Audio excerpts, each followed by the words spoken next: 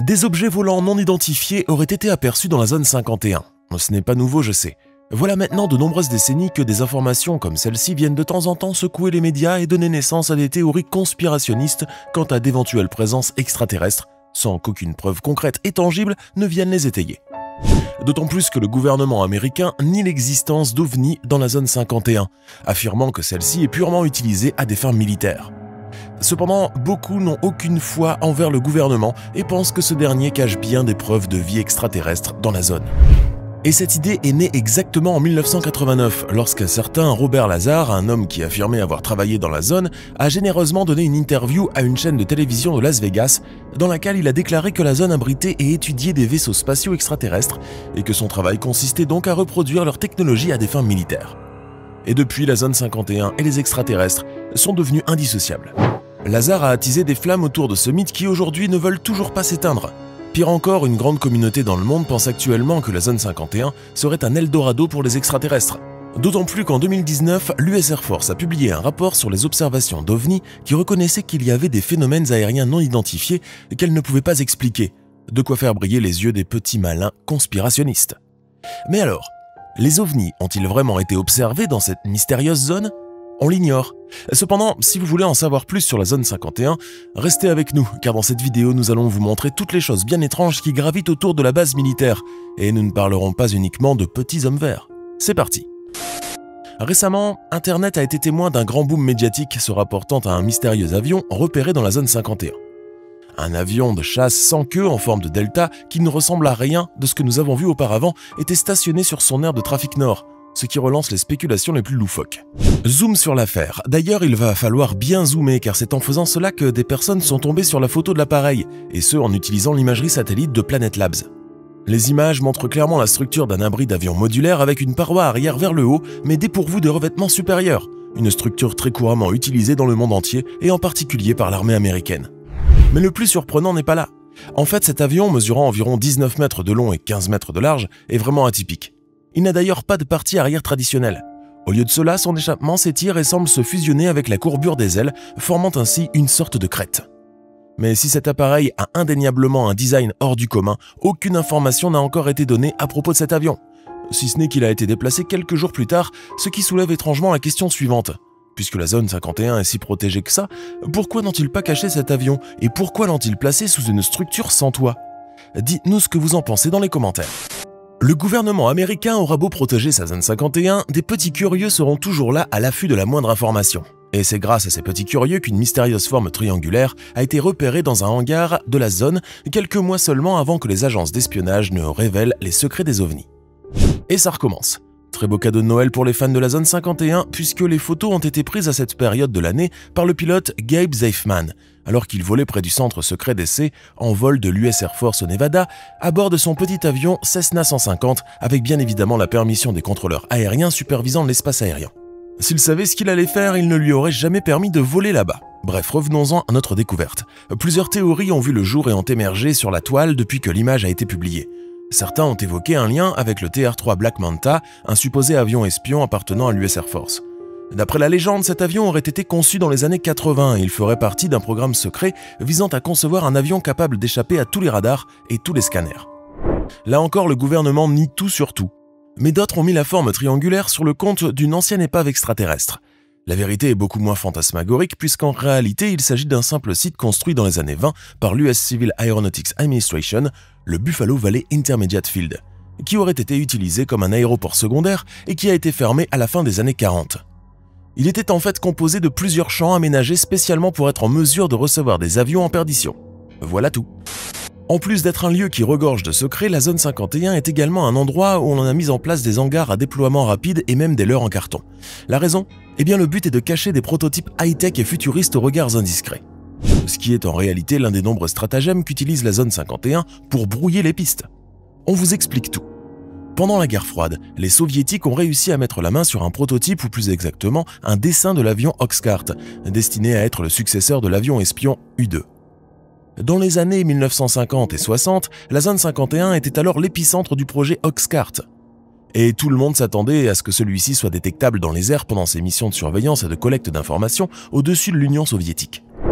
Sauf que le personnel de la zone 51 a préféré le garder bien au chaud, caché dans un coin de la zone. Un coin plutôt ensoleillé. Mais les soviétiques avaient plus d'un tour dans leur sac, puisque grâce à un satellite infrarouge, ils sont arrivés à repérer l'avion. Comment? Eh bien l'avion Oxcart était posé dans le désert chaud et par conséquent, son ombre créait une silhouette relativement froide, visible dans le satellite infrarouge, même s'il avait été déplacé. Un peu comme lorsqu'il pleut sur votre voiture dans un parking et que lorsque vous repartez, votre place est toute sèche alors que le reste du sol est mouillé. C'est ce qui a ainsi permis aux soviétiques d'avoir une idée vague du futur avion qui était susceptible de les attaquer. Bon, finalement, ils ne sont pas arrivés à en savoir plus puisque les Américains s'en sont rendus compte. Et pour contrecarrer les satellites infrarouges de leurs ennemis, ils ont fait construire de faux avions fantaisistes en carton et autres matériaux banals, afin de projeter des ombres trompeuses aux grandes dames des soviétiques. Parfois, le personnel de la zone allumait même des chauffages près d'emplacements de moteurs imaginaires pour faire croire que les avions venaient d'atterrir. Comme quoi les États s'amusaient eux aussi au chat et à la souris. Un chasseur d'ovnis répondant au nom de Scott Waring publiait en début 2021 une vidéo montrant une trouvaille qu'ils auraient faite dans la zone 51. Et pas des moindres. L'homme y aurait en fait découvert un robot de 16 mètres de long. Scott Waring, qui soit dit en passant est une véritable star des réseaux sociaux dans ce domaine, et donc très crédible à un certain degré, a en effet partagé des clichés de la zone 51 sur lesquels semble se trouver un robot géant. On peut ainsi voir une silhouette de plusieurs mètres posée tranquillement dans le paysage désertique. Mais comment a-t-il fait une telle découverte, diriez-vous? Eh bien tout simplement en se promenant sur Google Earth. Et entre les grandes routes, les buildings aux formes bizarres et le terrain de baseball, oui on y reviendra, se trouvait ce corps humain géant qui bougeait, ce qu'il a identifié comme un robot. Sinon, qu'est-ce que ça pourrait bien être? On se le demande bien. En tout cas, nous pensons à la même chose entre un robot et un extraterrestre. Je préférerais de loin que ce soit un robot inoffensif. Enfin, ça dépend de ce qu'ils feront avec. Cette chaîne YouTube, gérée par un grand amateur d'extraterrestres, a fait une découverte hallucinante et il nous la montre en direct. Toujours avec l'outil Google Earth, l'homme a zoomé sur la zone 51 et a découvert des entrées menant non pas à des bâtiments, mais à des chemins souterrains dans les montagnes. Il nous en montre 3, 2 d'un côté et l'une de l'autre, et toutes semblent être reliées par un tunnel, ce qui laisse croire que quelque chose de très sérieux et de mystérieux se trame au cœur des montagnes. Certains des internautes ont directement pensé que, dans ces souterrains, il y avait certainement des ruches extraterrestres, en l'occurrence des petits hommes blancs provenant de la planète Quintunia, dont nous avait parlé Boyd Bushman avant de décéder. Bah oui, sinon pourquoi ont-ils besoin d'avoir une base souterraine s'ils n'ont rien à cacher? Qu'en pensez-vous? Aujourd'hui, bien qu'aucune autre preuve ne confirme la présence d'un ovni ayant survolé le désert de sel de Groom Lake, situé près de la zone 51, des documents déclassifiés de la CIA attestent du développement et des essais de plusieurs avions sophistiqués et atypiques en ce lieu mythique. Parmi ces chefs-d'œuvre aéronautiques, on retrouve l'avion espion U-2, emblématique de la guerre froide. En effet, au cœur des années 50, en pleine paranoïa de la guerre froide, la CIA lança en secret le développement d'un avion de reconnaissance capable de grimper à 22 000 mètres d'altitude, le mettant hors de portée des radars soviétiques. Pour parvenir à un tel exploit, cet avion monomoteur doté d'ailes semblables à celles d'un planeur avait besoin d'un carburant spécial, capable de résister aux hautes altitudes. C'est ici que Shell Oil Company intervint, proposant un kérosène spécial à faible volatilité, élaboré à partir des mêmes sous-produits pétroliers qu'ils utilisaient pour leur spray insecticide Fleet. C'est alors qu'en 1955, le U-2 réalisa son baptême de l'air au-dessus de Groom Lake. Puis un an plus tard, survolant l'URSS, il devint immédiatement la source de renseignements la plus importante sur l'Union soviétique, selon un rapport de la CIA. Cependant, 1960 marqua un tournant. Un U-2 fut abattu au-dessus de la ville russe de Sverdlovsk. Le pilote, Francis Gary Powers, fut capturé, poussant les États-Unis à avouer sa mission d'espionnage, ce qui fut, on l'imagine, très problématique. Néanmoins, aujourd'hui, l'un de ces avions emblématiques repose paisiblement dans les confins de la zone 51, au plus grand bonheur des passionnés. N'oubliez pas de cliquer ici pour vous abonner si vous aimez cette vidéo et d'activer la petite cloche des notifications histoire de ne plus rater aucune de nos vidéos. Allez, on continue. Ces charmants jeunes hommes s'appellent les Camo Dudes. Leur job? Protéger la zone 51. Ils sont en effet membres d'une société de sécurité privée, EG&G Technical Services, Inc., qui a pour rôle de surveiller le périmètre extérieur de la zone 51. Bien évidemment, ces professionnels discrets ne sont pas là pour faire de la figuration. Lorsqu'ils sont en service, ils patrouillent la frontière dans les camionnettes blanches Ford F-150 et ce en tenue de camouflage.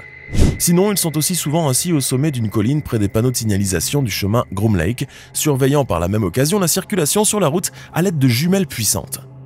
Mais ce n'est pas tout. La nuit tombée, les Camo Dudes patrouillent sur la route 375 entre Groom Lake Road et Rachel, parfois plusieurs fois par nuit et à toute heure. De temps en temps, ils éteignent même leurs phares et utilisent un équipement de vision nocturne sur les pistes non goudronnées. Vous l'aurez donc deviné, il ne s'agit pas là de gardes comme les autres. Loin de là, ces derniers ont une lourde responsabilité puisqu'ils protègent l'une des zones les plus secrètes du monde, à tel point qu'ils sont paranoïaques à l'idée d'être reconnus par des touristes qui se baladent près de la zone. Reconnus parce qu'en tenue civile, ils ne vous diront jamais qu'ils sont des Cameo Dudes. Ça pourrait carrément être votre voisin, Jean-Mi. D'ailleurs, durant leur patrouille, ils feront tout pour que vous ne voyiez pas leur visage, si par le plus grand des hasards vous vous retrouvez nez à nez avec eux. Et si jamais l'un d'eux est reconnu, il est viré. Ces gardiens mystérieux tiennent donc à conserver leur anonymat. Toutefois, bien qu'ils puissent sembler aussi autoritaires que mystérieux à première vue, il est essentiel de comprendre la véritable portée de leur rôle. En effet, les Camo n'ont en réalité aucune autorité légale en dehors de la zone, ni même à l'intérieur. Leur autorité se limite uniquement au périmètre de la base. Néanmoins, mieux vaut ne pas croiser leur chemin. On ne sait jamais. Envie d'une aventure extraterrestre, direction alors l'Extraterrestrial Highway, où se trouve la légendaire Black Mailbox. Vous vous demandez certainement de quoi il peut bien s'agir. Eh bien, c'est là tout simplement un endroit où se rassemblent les mordus d'OVNI. Rien que ça. En effet, le récit de Bob Lazar, cet ancien employé de la zone 51, a transformé ce coin isolé du Nevada en point de rassemblement incontournable pour les chasseurs d'inexpliqués. Ces histoires captivantes de projets gouvernementaux top secrets liés aux extraterrestres et de vols réguliers d'OVNI ont fasciné plus d'une personne. Lazar racontait même qu'il amenait les curieux à cette boîte noire, leur assurant une chance d'y apercevoir des vaisseaux venus d'ailleurs. Cependant, derrière ces récits palpitants se cache une réalité plus terre-à-terre. Et pour cause, la fameuse Black Mailbox appartient en fait à Steve Medlin, un ranger pragmatique du désert du Nevada. Alors qu'il n'a jamais prêté foi à ces histoires d'aliens, préférant se consacrer à l'élevage de son bétail, il a dû composer avec une affluence inattendue. Face à des visiteurs toujours plus nombreux, espérant un signe de l'univers ou laissant des messages cosmiques, il a été contraint de renforcer sa boîte pour la protéger des intrus et des actes de vandalisme. Aujourd'hui, cette icône, parfois noire, parfois blanche, trône toujours fièrement, attirant les âmes curieuses en quête de mystères interstellaires. Et oui, car malgré tous les efforts de Steve Medlin, la Black Mailbox demeure un véritable point de repère pour les ufologues du monde entier. À chaque fois que vous regardez des photos de la zone 51, vous voyez ces fameuses voitures blanches de la marque Ford. Vous êtes-vous déjà demandé pourquoi la zone n'est protégée que par des Ford Raptors et pourquoi sont-elles toutes blanches? On vous répond tout de suite. Si vous vous approchez très près des frontières de la base américaine, vous remarquerez ces fameuses Ford Raptors blancs qui surveillent et scrutent chacun de vos mouvements. Si jamais quelqu'un ose dépasser la ligne, vous serez surpris de voir toutes ces voitures rouler vers vous pour venir vous arrêter en attendant que le shérif du comté se présente. À leur volant, des Cameo Dudes, les hommes dont nous vous avons parlé tout à l'heure. Dans le passé, ces hommes-là conduisaient des Jeep Cherokee, des Ford F4 et des Chevrolet Silverado. Mais à partir de 2011, les Cameo Dudes sont passés aux Ford Raptors. La raison est que la terre qui entoure la zone 51 est principalement une garrigue plate et désertique, contenant des rochers de toute taille et des petits buissons, ainsi que beaucoup de chemins de terre dans le périmètre. Et la Ford Raptor est précisément conçue pour s'aventurer à vive allure sur de tels terrains. Ce qui est véritablement essentiel, d'autant plus que la zone 51, étant un endroit secret, nécessite parfois de conduire à grande vitesse de manière fluide, en particulier en cas de course-poursuite avec un intrus, ou pire encore, en cas d'attaque de martiens. Oui, on ne sait jamais ce qui peut arriver. Mieux vaut donc prendre ses précautions, et pour ce qui est de la couleur blanche de ces véhicules, eh bien, cela s'explique très facilement. En effet, c'est là tout simplement une question de discrétion. Il faut que les véhicules se fondent le plus possible avec le décor désertique ou avec les autres appareils présents dans la base. Voici encore une bien bonne information à vous apprendre à propos de la zone 51, et le moins qu'on puisse dire est qu'elle risque de vous surprendre. Et pour cause, cette base possède en fait des entrées secrètes, non vous ne rêvez pas. D'ailleurs, si vous allez sur Google Earth, vous pourriez remarquer dans les images qu'ils ont bien voulu nous laisser voir ces entrées. Toutefois, ces dernières n'apparaissent pas dans les images qui datent de 1998, mais uniquement dans celles qui sont plus récentes, de 2003 à 2017. Et pour ceux qui voudraient vraiment les dénicher, une chaîne YouTube nommée Finding UFO, spécialisée dans les histoires extraterrestres, a fait sa petite enquête et nous en a généreusement fait part. Dans une de ses vidéos, vous pouvez ainsi clairement voir une entrée cachée de l'installation notoirement secrète de la zone 51, administrée par la base aérienne d'Edwards. Mais ce n'est pas tout. Car dans une autre vidéo, Finding UFO répertorie les coordonnées Google Earth pour l'installation de la zone 51 et les entrées cachées supposées. Elle vous donne même les coordonnées exactes au cas où vous voudriez y faire un petit tour. Très probablement, ces nouvelles entrées secrètes ont été conçues pour offrir un accès plus facile à l'installation.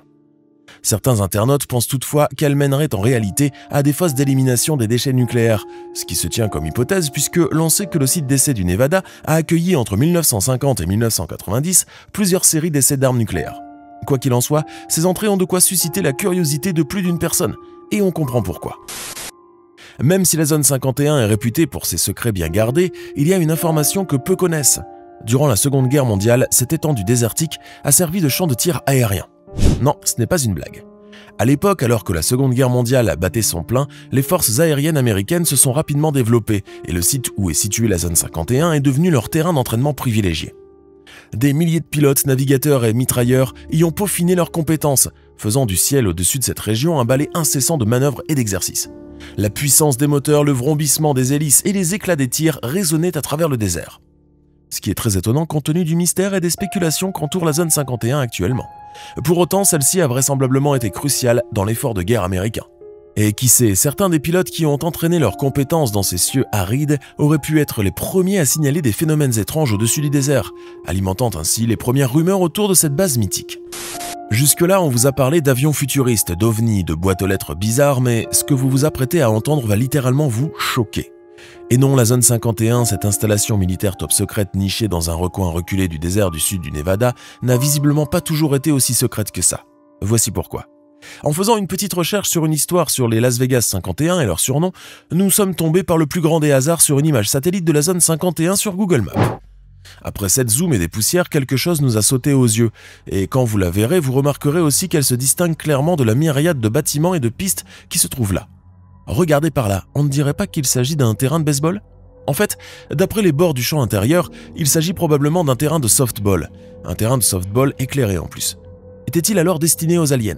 Si vous n'êtes pas du genre à croire aux petits hommes verts, pouvez-vous alors me dire qui dans le monde irait jouer au softball au milieu du désert de Morave ? Vous me répondrez certainement que ce n'est probablement pas un vrai terrain de softball et qu'il s'agirait peut-être d'une sorte de dispositif de camouflage parmi les tonnes de dispositifs qu'ils ont sous la main. Possible.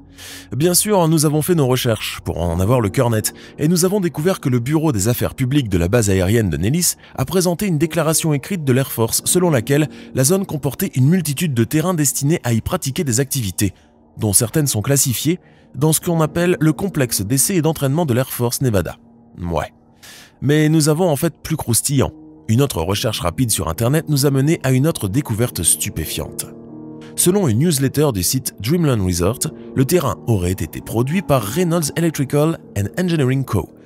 et destiné à ses employés du site d'essai du Nevada de la Commission de l'énergie atomique. Selon eux, l'équipe de baseball de la zone 51, surnommée les 8-Ballers, jouait au baseball après avoir accompli leurs tâches électriques et techniques. D'ailleurs, l'un des articles du bulletin d'information détaille les 5 victoires des 8-Ballers lors du tournoi éliminatoire de balles lentes de 1965, dont une victoire décisive 14-4 contre la satanée Zone 12 lors du match de championnat. Ils auraient inventé tout cela ? En tout cas, après cette petite recherche, je doute que des aliens soient venus d'un autre monde et pris l'apparence des joueurs pour jouer dans la zone 51 cette année-là. Quoi qu'il en soit, les mystères de la zone 51 continueront sans doute à fasciner le monde pour encore un bon moment. Car après tout, qu'on y ait vu des ovnis ou pas, la base demeure un emblème des mystères gouvernementaux et des questionnements sur l'existence d'une vie extraterrestre. Maintenant, dites-nous dans les commentaires ce que vous pensez des secrets qui entourent cette mystérieuse zone 51 et si celle-ci vous intrigue encore plus qu'avant. Et n'oubliez pas de cliquer ici pour regarder une autre de nos vidéos.